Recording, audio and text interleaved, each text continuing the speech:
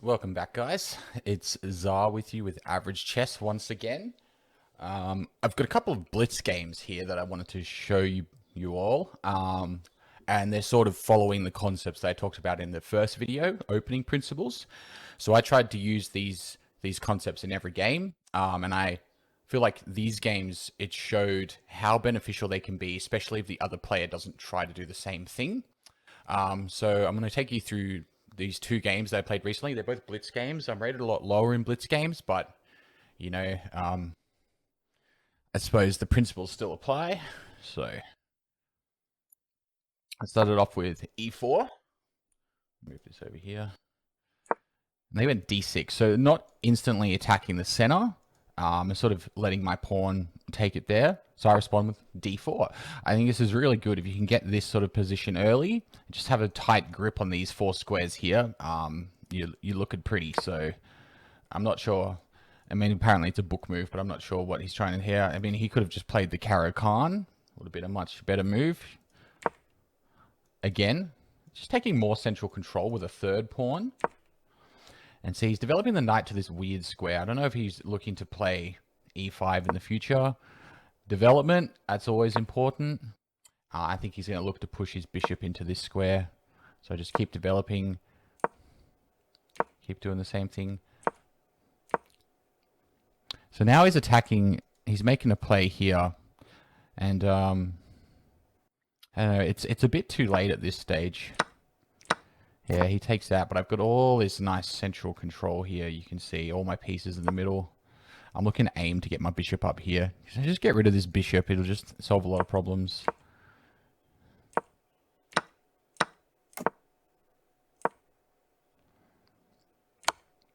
And, okay, so this, this knight sacrifice, I miscalculated. I thought that if I moved my knight here, he takes... I could get him check and he'd have to move here. And I didn't realize this knight was guarded by this knight. So I thought I was going to get the knight for free. So, alas, I made a mistake. But I ended up winning this game. So, don't you worry. Okay, he does this really odd knight move back here. Just sort of undeveloping his piece, which I thought was really strange. I just keep getting my pieces out. I move my queen away. I don't really want a queen trade when I'm down material.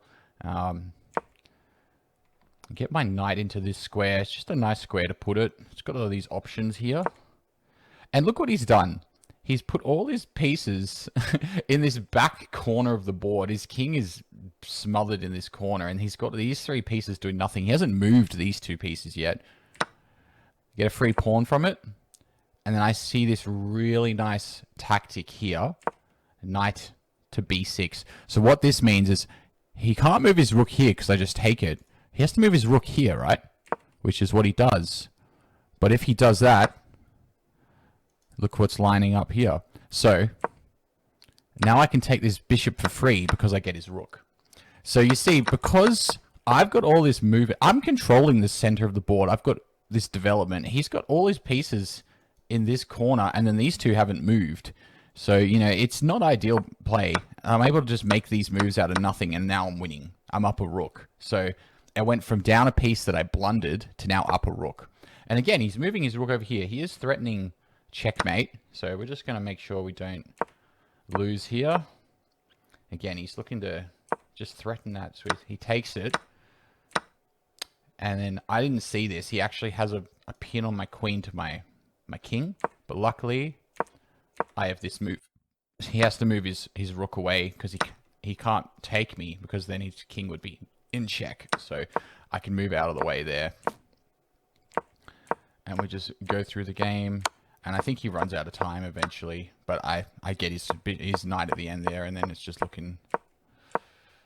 oh, this was the last move. So he ran out of time, but you can see that I was down a piece. I was down a piece that I blundered, and I came back and took his rook and ended up winning the game purely because I had my pieces in the center of the board. I had development, and he had all his pieces in the corners, and I'm not sure what he was trying to do. You can't make an attack from there. So I'm going to go to the second game. This is a really great example as well. And this one, I did one of my favorite openings. I did the Vienna, and I did the Vienna Gambit. This is where they get their knight onto f6, and you push f4 with your pawn. If they take it, that's actually incorrect. So you push this one here, and it forces the knight back. So you can't move here, I take, can't move here, I take, can't move here, take, can't move here, take, right? This is an option, but you just block this pin. Now the knight has forced to move again. And so look at this. We've got really nice center control, guarded by the knight. We've got the queen guarding this. We've got this bishop eyeing off this pawn. I don't know what that, and then he just does some silly move. Boom. Now look at that. He's only got his one knight developed, and he's got no pawns in the center. Like, we're looking real good. I mean, he's just trying to do something stupid here. King safety, number 1. Because I noticed this was sort of a threat here. So I just wanted to dissolve all threats and just protect that pawn as much as possible. It thinks it's an inaccuracy, but, you know, I think it worked out all right. I'm going to kick the knight away. He's, I don't know what this move achieved. Maybe he was trying to move there, but now his knight is forced to, his knight's forced to go back here, which I think is really dumb. So now that he's got nothing in the center board, I can crack open the position with all my center control, get my knight in there, just get some bishops to threaten his queen. And I saw a really nice tactic here. My aim was to play knight to f6, and so he can't move his rook away because I take it with the queen as well. So, and I don't know why he does this move. He's just limiting the space for his king, and he needs to get his other pieces out. He needs to get, you know, knight out. He needs to get his bishop out. But no, he just keeps moving these random pieces. I think maybe he's going through an attack over here. Here we go. Check. He takes. He has to move his king because he can't move his bishop. It's checkmate. Has to move his king. And look at this. He's gonna lose his rook. I mean, he can move it there, but what happens when I take? Checkmate. See? Just say if he moves his rook here, I take. If he moves his rook here to avoid getting forked, this is checkmate here. His king can't move anywhere. So you see, guys, these are very rare games. In my level, it's very rare to get players who don't develop, who aren't taking center control, who aren't playing optimal chess. You need to remember these concepts, because even at my level, these concepts will win you games. You know, it's the optimal way to play chess. I did a bit of theory there, but I mean, the line that we ended up playing was a line I've never seen before. But I think that was based upon his lack of development, his lack of control across the board. I just had so much more space than him.